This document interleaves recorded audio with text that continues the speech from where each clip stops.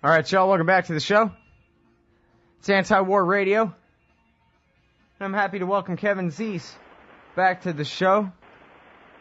He's at the center of a project called ComeHomeAmerica.us. Tell us briefly about it right now, and then we'll talk about it more in the second segment, Kevin, if that's all right. That's fine. Come Home America is an effort to bring people who oppose war together, no matter what their other political views are.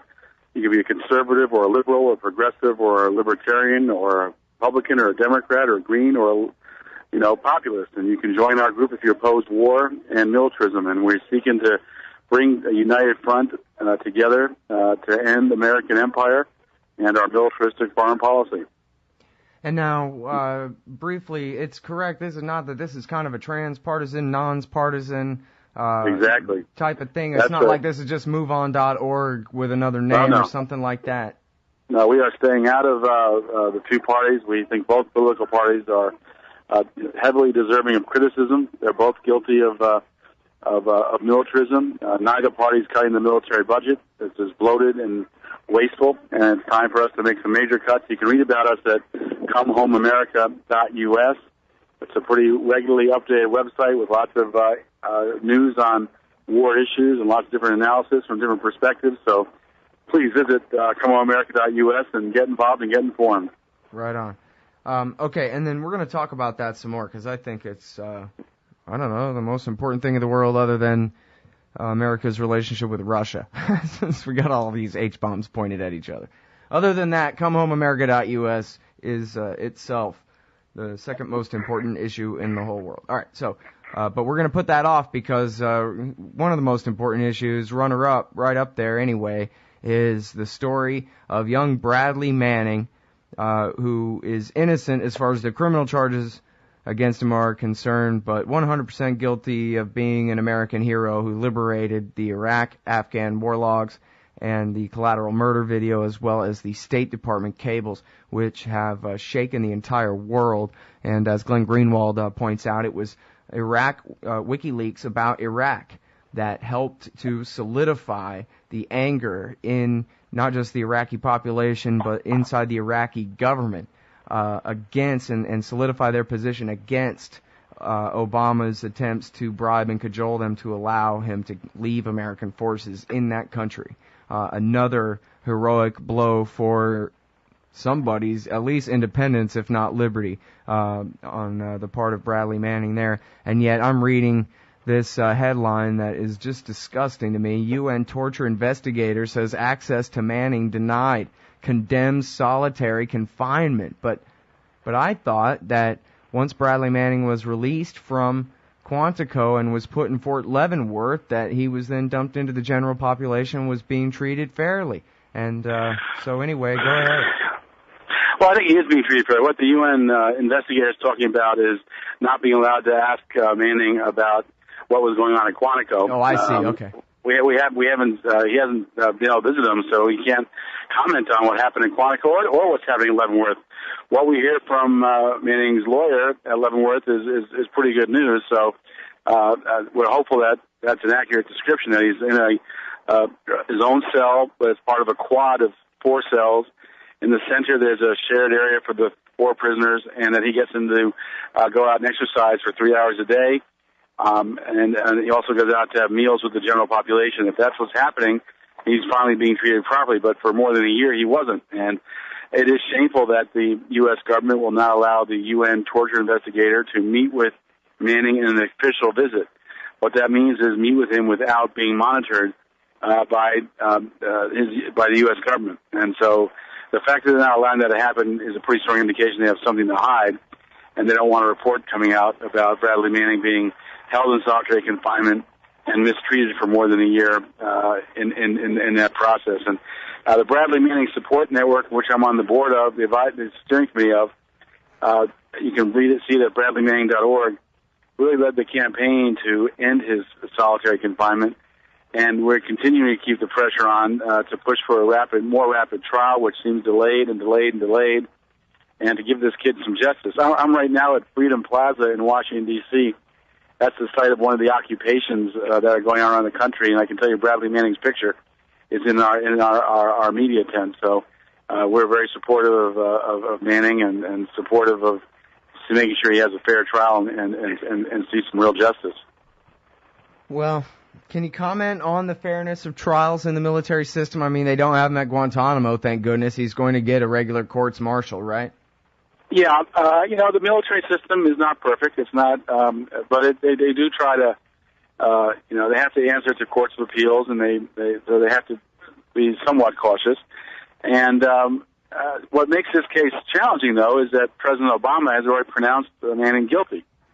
The fact that he has come out and on videotape said he's guilty, it makes it very hard to have a fair trial in the military.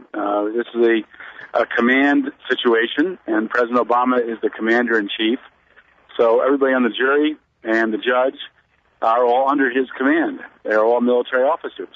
And so it's hard to imagine a fair trial when the commander-in-chief has said that he's guilty. I mean, for President Obama, who, is a lawyer and claims to be a constitutional lawyer, to make that mistake and pronounce him guilty before a trial, that's really quite pitiful. And what's known as in the military is undue command influence. And that's enough reason to dismiss the charges. And I hope that Manning's lawyer will make that argument and seek to have the charges dismissed for undue command influence. Mm-hmm. Well, don't you like it when there's old law left over from back before the Rubicon days or whatever, where if right is right and the law is the law, then the judge has to go along. And then when that comes right up against politics and a giant media story like this. Yeah, no question. And it is a big media story. I think President Obama really, in this same videotape, seems to really not understand what Brandon Manning is accused of. He's not accused of what Daniel Ellsberg is accused of, which was releasing top secret documents. He's at the highest level. I mean, that's what Ellsberg did. Manning is accused of leaking documents that were at very low-level secrets that hundreds of thousands of people had access to, that there's very little security of in the military. In fact, Frontline showed pictures of computers with the passwords just taped on them so anyone could look at the information. So this was not something that was a giant secret. And really what the documents did more than anything else was confirm what many of us already suspected, or confirm news reports that were denied by the military, and show that we are in fact violating law and mistreating prisoners and so on. So it's not like he was giving away information about where the troops are hiding in a battle. This is not putting troops at risk. In fact, no troop has been harmed by this. So I think the president had some misunderstandings about that. I think the public does as well, because if they understood what Manning did, I mean, he didn't sell these documents to our enemies. He didn't give these documents to our enemies. All he's accused of doing is giving the documents to the media through WikiLeaks. To me, that should be protected speech. And if he's guilty of doing that, I praise him for it, because he showed us what our military and foreign policy really is about, and that's really important. Yeah, I mean, if we believe, and I think this part is credible in my best judgment, which is the best I have right now, but if we believe the chat logs published by Wired magazine, the portions of them published by Wired, Bradley Manning says in very explicit language exactly why he did what he did. The rat, Lamo, tries to get him, tries to even encourage him. Why not sell it to a foreign power and make a bunch of money and all this? And he says, no, I want worldwide reforms. I think that what our State Department does is at least almost criminal, the way the first world exploits the third, as revealed in these documents. And I just think that the people need to know the truth about these wars, and they need to know the truth about this imperial exploitation so they can do the right thing. He's talking like straight out of Thomas Jefferson and the free market of ideas, and error is tolerable as long as reason is left free to combat it, and all of those things. This is as red, white, and blue as can be. They ought to erase all those war pigs and put him on Mount Rushmore, if you ask me. But all right. A lot of truth in what you're saying. All right, it's Kevin Zeese. He's a legal advisor to the Bradley Manning Support Network at bradleymanning.org, and we're going to be right back. All right, y'all, welcome back. It's Anti-War Radio. I'm Scott Horton. I'm talking with Kevin Zeese from Come Home America and bradleymanning.org, the Bradley Manning Support Network. he's still awaiting trial. He was arrested, a year and a half ago or something. He's still awaiting trial on the charges of being the greatest whistleblower of our era, anyway. And one of the things I wanted to mention here, just, I guess, for my own politics' sake or whatever, is that I really don't like the idea of the United Nations or any other global organization coming in and checking on our criminal justice system here in the United States. Our Bill of Rights is superior to theirs by 1,000 times. The problem is we don't abide by ours.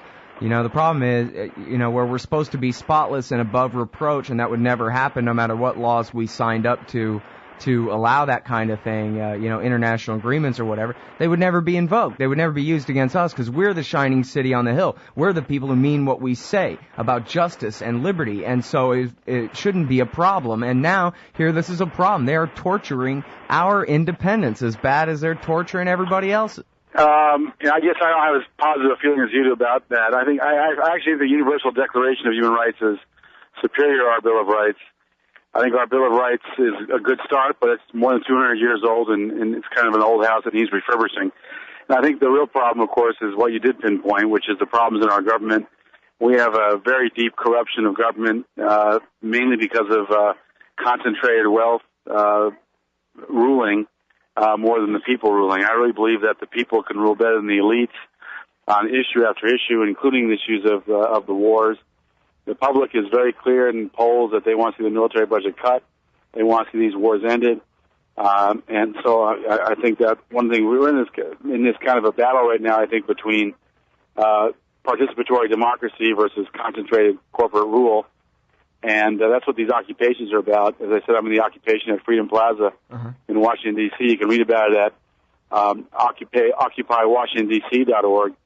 And so I think it's good to have an outside agency that can look over governments. There have been a lot of governments around the world that are corrupted by either militarism or by corporatism, and having an international agency that is separate from that to look over it and to check on their behavior, whether they're abiding by the rule of law, is important. I think right now the United States is pretty lawless. Lawless not only how we treated Bradley Manning, but the way we treat civilians around the world, the widespread torture and holding people without trials, the killing of people with drones. I think we have a lot to answer for, and I don't see it happening in our own government. I think it's going to take an outside government, outside force, to really check us and make sure we're abiding by the rule of law. I think we're not, and we won't until we're forced to. Yeah, well, it's supposed to be us, right? It should never have to come to this. It should be, you're the independent organization, after all. You're the lawyer. You're right. But the problem is they've made it impossible for you to play that role in a way that actually gets it done, right? And all the ACLUs and CCRs in the world can't sue them enough to make them stop. That's right. That's right. We have greatly reduced the power of citizens to sue for violations of law. I did file complaints against the Bush and also Obama torture lawyers. There were a couple that Obama kept on staff. So we filed complaints against those lawyers for their obvious violation of international and domestic law, because torture is illegal under U.S. law as well. We filed actions to have their bar licenses revoked, and the Bar Association was sitting on them, not taking any action. Right. And in fact, the Department of Justice overruled its own Office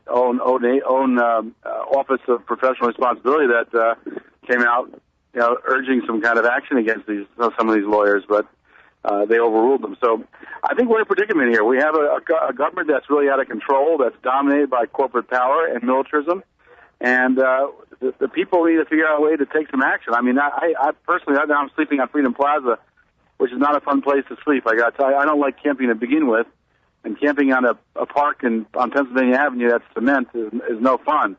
But I'm doing it because I see that's the only way we can get space in the political dialogue. I mean, by occupying this public space, we're essentially trying to occupy space in political dialogue. And we're having an Iraq night tonight at 7 o'clock at 13 in Pennsylvania Avenue to talk about what's happening in Iraq. Are we really getting out? What the impact of the war has been? Last week we had an Iran night talking about the Iranian issue as the drumbeat for a war is increasing.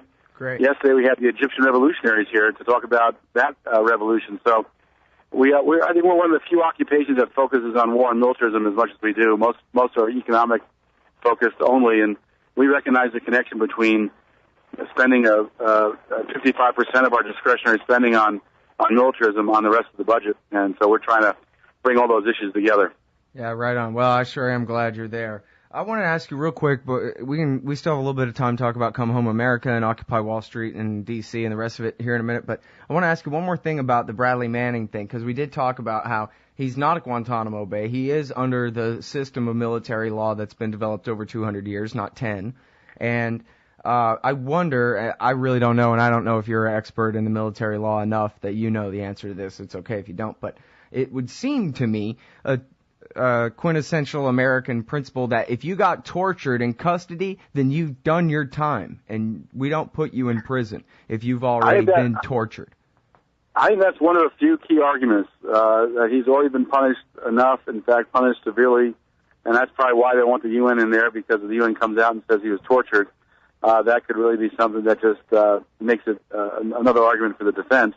I mentioned also the undue influence of President Obama as Commander-in-Chief, pronouncing him guilty. Mm-hmm. The third big issue I'm worried about with the Manning case is making sure it's open to the public and the media. A lot of the information I'll be using the case is information that has some kind of requirement of security clearance. And generally, all military trials and pretrial activities are required to be open to the public. One exception, of course, is national security. And the fact that we have evidence in this case that's going to be